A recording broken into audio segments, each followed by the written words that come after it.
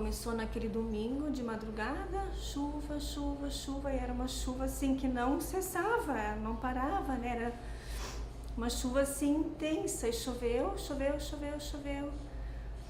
Aí às 13h30 a gente já tinha notícias de que ia vir essa enchente, que ia dar uma enchente, né? Choveu. Tinha chovido já o dia antes, depois de manhã, de meio-dia, era logo depois do meio-dia eu fui no Pozo Novo, né? Deu um pancadão de chuva que, homem do céu, aquilo era nas ruas era um riacho, era um riacho. Nós estava aqui, era numa segunda-feira, começou a chover, domingo, anos à noite, começou a chover, e de segunda de manhã o rio estava lá embaixo ainda. Aí começou a chover, chover, chover, e o rio subindo, e cada vez mais subindo, e quando foi 6 horas ele estava no máximo, que está para ver aqui o sinal. De meio-dia nós estávamos sendo parados ali no bar, de meio-dia naquela segunda-feira, na porta do bar ali. Eu e mais um rapaz, né? Chovendo, chovendo, olha esse asfalto que era uma camada assim de água, assim, correndo. E eu disse pro cara, se isso aqui continuar mais uma hora e pouco de chuva assim torrencial como está dando, e aí ir para cima, quando a gente fala para cima, sempre em direção aos rios, onde vem as águas, né? Para cima, se tiver chovendo assim, nós vamos ter uma enchente razoável no final de tarde. Às 3 horas da tarde o rio vinha aqui, já estava com aquela enchente mais ou menos.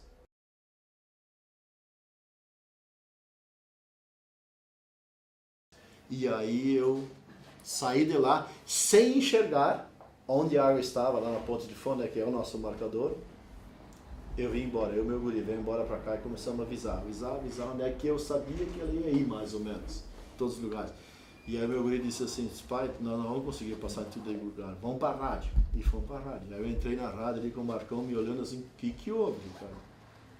Tá no ar? Ele disse, tá no ar? Sim, tá aberto, ali falando, e eu peguei e comecei a falar. Diz, ó, assim, assim, assim. Naquele dia da enchente nós estávamos trabalhando e o atual prefeito, o Ricardo, juntamente com o pai dele, fizeram uma marca lá na Ponte do Fão. Né? Por volta de 2 horas ele me ligou, disse que estava lá observando essa marca e estava um pouco preocupado, porque estava subindo, o nível da água do rio estava subindo muito rápido, né? Por 13h30 da tarde ele entrou correndo aqui na rádio, desesperado, né? Pedindo para anunciar que já tinha ultrapassado a marca em 1 metro e que alguma coisa grande iria acontecer. E aí eu falei para ele, saia pela cidade, anuncie para o pessoal que eu vou anunciar na rádio. Aí conversamos no ar, enfim. Ele saiu fazendo isso e ninguém deu bola para ele. Ninguém acreditou. Às 5 da tarde a cidade estava debaixo d'água. Foram 2 horas no máximo, um pouco menos de 2 horas, a cidade estava somente com a parte central fora da água. As ondas vinham assim, vinha outra e assim. Era enorme, era árvore. Você não acredita, as árvores que ficou aqui. Que ficou aqui eram tamanhos. Aqui nem existe árvore assim, não sei de onde veio. Coisa de louco. Era bem mais que a minha altura, só a tora. E homem do céu, e eu rezava, e rezava, e rezava, né? E água subindo, e subindo, e subindo, e subindo, né? E eu ali em cima.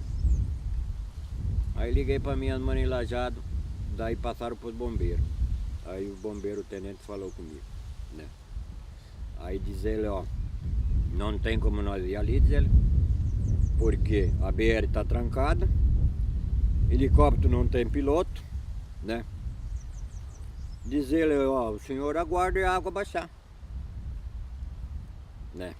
Vou fazer o quê? Digo, se é para morrer, vamos morrer, né? E lá pelas tantas, quando a água realmente encostou no assoalho, a casa tremeu. Isso, nossa, não tem... Aí foi meu primeiro medo, assim, que eu senti naquela hora. Eu pensei, poxa, e se isso não parar, né? Como é que nós vamos sair daqui? A água começando a entrar, né? E as crianças com medo. Aí no fim, sentamos elas, eu coloquei elas em cima da mesa, as crianças, os cachorros. Mas a água vinha, isso vinha. E aí, nessa altura, começou a cair geladeira, começou a cair freezer, e eu ali em cima na mesa, pensando onde é que a gente vai se socorrer. Aí eu peguei uma faca de cortar carne. Daí a primeira facada assim que eu dei, nossa, quebrou a lâmina, saiu rolando, né? Aí eu desci de novo, peguei mais uma e eu fui abrindo aos pouquinhos e nada, isso era duro, não dava pra ver assim, né? Que eu tava fazendo esse buraco. Desceu a água assim que parecia que vinha, que descia o céu. Aquilo rolava entre a minha casa e a casa da vizinha, parecia um rio-fão que ia descendo, era pedra, pedrões, era... Nós todo mundo se assustamos. Olha, não deu nem para se assustar porque não deu tempo. Onde é que tu caminhava, a água vinha atrás. Onde é que tu ia, a água vinha atrás. Tu olhava, ela vinha. Aqui não deu para salvar mais nada, não deu tempo. Nós estava lá onde construímos a casa. Aí veio uma onda d'água, porque nós tinha galpão, nós tinha muita coisa. Aí subiu o galpão pequeno, desapareceu o galpão enorme que nós tinha e deitou o alvoredo e ergueu a casa. Aí a casa ela ia indo lá embaixo, só se via o telhado que ela fazia assim. Inteira com tudo dentro. Tá louco. É muito pesado. Então tu olhava assim, parecia um mar. De tanta água que descia suja que nem barro, descia casa, descia madeira, descia tudo, móveis, sofás. Não deu para salvar mais nada. E começou a subir de manhã cedo e quando foi 6 horas da tarde estava tudo abaixo de água, tudo. Todo o camping. A cidade de Marques Souza muito atingido também. Tudo. Os cemitérios foram tudo atingidos pela enchente. E eu tava lá concentrada, eu nem percebia que tinha conversa na janela, porque eu tinha ainda uma cortina assim. Aí de repente as crianças viram, mãe, tem gente na janela. Daí tinha um bote salva-vidas dos bombeiros, já cheinho de gente, né, que eles já tinham resgatado. E eles nem iam entrar ali, porque eles achavam que não tinha ninguém, porque estava tudo quietinho. Nas outras casas tinha gente já sentada no telhado. E daí a gente foi, então, eles estavam levando todo mundo para aquele lado lá, que é mais alto, né? Nossa, tinha tanta gente. Daí que, nossa, eu olhei uma vez em volta, assim, porque até então estava concentrada em mim, nas crianças, na minha casa. Aí que eu vi. Muitas pessoas ligando para a rádio, contando fatos inusitados. Lembro de um morador do município vizinho de Travesseiro, que ele me ligava e me relatava o que ele via passar no rio. Diz, Marco, passou uma geladeira. Agora tem porcos passando, né? Inclusive esses porcos foram encontrados lá no Rio Guaíba, né? 2 dias depois. Tem um caminhão agora descendo, um caminhão de leite. Aí encontrava louça, encontrava sofá, encontrava geladeira cheia de carne, encontrava até latas cheias de dinheiro, que algum idoso guardava dinheiro. Aquela enchente de 2010, ela foi diferente porque ela foi muito rápida. Na última 1 hora, tipo assim, das 6h30, 6h15, 6h30 até 7h15, 7h30, ali, nesse curto espaço de tempo, o nível subiu 3 metros. Que marcaram muito aquele dia, foi um dia atípico. Tentamos buscar uma explicação para saber o que houve, né? O Rio Fão, na verdade, ele é que nem uma cobra retorcida. Ele tem muitas curvas. E o grande volume de água veio do Rio Fão, porque nós temos aqui o encontro do Rio Fão e do Rio Forqueta, né? O grande volume veio do Rio Fão. E aí, o que pode ter ocorrido, segundo alguns relatos, que muitos matos de eucalipto foram derrubados. Esses matos, em cada curva do rio, eles criaram represas naturais. E com a força, o volume da água aumentava, estourava essas represas e mais lá na frente acumulava de novo, então a água foi criando muita força e um volume muito grande. Primeiro, no Rio Fão, desceu uma caratera, que trancou o rio Fão.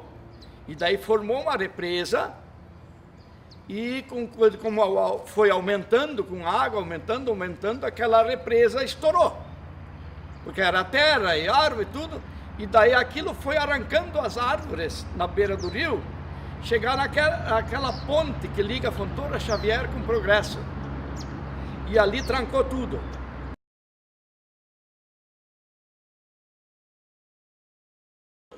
O Corpo de Bombeiros de Lajeado veio, foi para Tamanduá, que foi o primeiro lugar atingido. A Brigada Militar também estava em Tamanduá e o pessoal daqui ficou desamparado. E no outro dia, então, era a cena mais... Não dá para descrever isso, parecia que era uma destruição total. As cercas, tudo, e a lama, isso era alto assim, a nossa entrada lá, isso não tinha como entrar. Os dias seguintes, pós a inundação, foram bem tristes, né? As pessoas sendo atendidas, agricultores relatando aos prantos que perderam tudo, né? E o que fazer agora? Agricultores relatando que não tinham comida para dar para os animais, que os animais estavam com fome e até morrendo. Então realmente foi uma situação assim muito, muito triste, né? Que vivemos naquele ano de 2010. Tá louco. Imagina tu chegar de noite, não tem um garfo mais, não tem mais uma roupa, não tem onde deitar. Mas daí aquela semana foi muito difícil, porque daí não tinha água, não tinha luz, e limpar essas casas, sabe? Daí vinha o caminhão-pipa da prefeitura, mas todo mundo precisava de água, todo mundo queria água aí para limpar. Eu perdi 2 casas só, e os outros perderam tudo. Tem um outro campo aqui embaixo, perdeu 42 casas, foi tudo embora. A água levou tudo. Porque as pessoas perderam, todo mundo perdeu tudo, né? Muitas pessoas perderam muito. Não, perderam tudo. Escova de dente, chinelo de dedo, papagaio, cachorrinho, tudo. Não tinha nada. E aí essa recuperação foi lenta, ela foi, né, não se recupera isso, tu não repõe isso tudo de uma vez, ou rápido. Nesse sentido, não dá para dizer assim, tipo, tanto tempo. Mas em um ano, não me lembro certinho, assim, um ano e pouco depois, na cidade da Água da Vasta, que é a que mais afetou, todas as casas estavam recuperadas, pintadas novamente, né, em dia, tudo funcionando. Né? Sistema de água funcionando. Nós ficamos 7 dias ali sem telefone, sem celular, sem água, sem energia. Ficamos 7 dias. Tá louco. A ajuda mesmo foi a nós mesmos enfrentar, porque não tem. Tá louco. Dentro de casa compramos agora, como nós conseguíamos, ia comprando. O município, através de todo o levantamento que fez, chegou, na época eu não era prefeito, né? Naquela época, né? Estava muito perto desse processo, mas não era o prefeito. E o levantamento que eles fizeram, que foi feito naquela vez, chegaram a mais ou menos assim, pela Defesa Civil, chegaram em 15 milhões de prejuízo, de tudo que é tipo, 15 milhões. E o que receberam de recurso do governo federal foi 860 e poucos mil reais para fazer pontilhão, estrada, bueiro e mais nada. Porque o dinheiro público não foi para fazer nenhuma recuperação de casa, de propriedade, porque o dinheiro público tem que ir para as coisas públicas, né? A prefeitura, por si só, não fez muita coisa, a não ser em parceria com outros, né? Principalmente a Defesa Civil e a estadual, que nos ajudou muito nesse processo tudo.